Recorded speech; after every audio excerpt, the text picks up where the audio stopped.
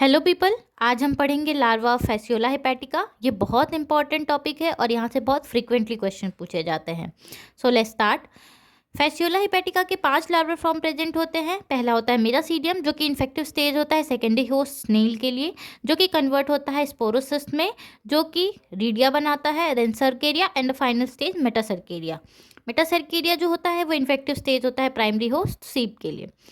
जो फैसियोला के एम्ब्रियो होते हैं वो फीकल मैटर के थ्रू बाहर आते हैं और हैच करके मिरासीडियम लार्वा बना देते हैं, जो कि सॉइल में बनता है। ये जो मिरासीडियम लार्वा है इसमें कुछ स्पेशल स्ट्रक्चर पाए जाते हैं, जैसे कि apical papilla, cephalic gland, germ balls और आई स्पॉट।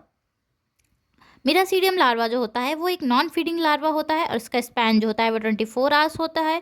और क्योंकि ये इन्फेक्टिव स्टेज होता है स्नेल के लिए, तो विद इन 24 आवर्स ये एपिकल पैपिला के थ्रू पेनिट्रेट करता है स्नेल की बॉडी में और वहाँ कन्वर्ट होता है स्पोरोसिस लार्वा में।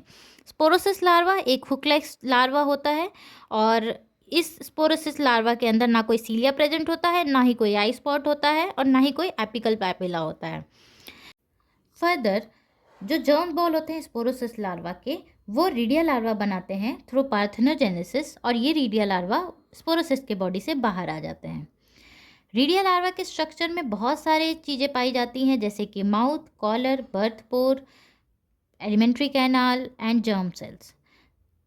रीडिया लार्वा के जो जर्म सेल्स होते हैं वो फर्दर रीडिया लार्वा और सर्केरिया लार्वा बनाते हैं। तो बहुत सारे सर्केरिया लार्वा जो है वो रीडिया लार्वा के बॉडी से बाहर आ जाते हैं थ्रू बर्थ पोर।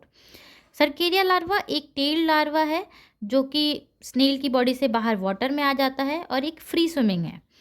फर्दर ये लैंड में आते हैं जहाँ से ये वेजिटेशन में चले जाते हैं और वेजिटेशन में जाने के बाद ये मेटासर्केरिया लार्वा में चेंज हो जाते हैं via encystment and loss of tell.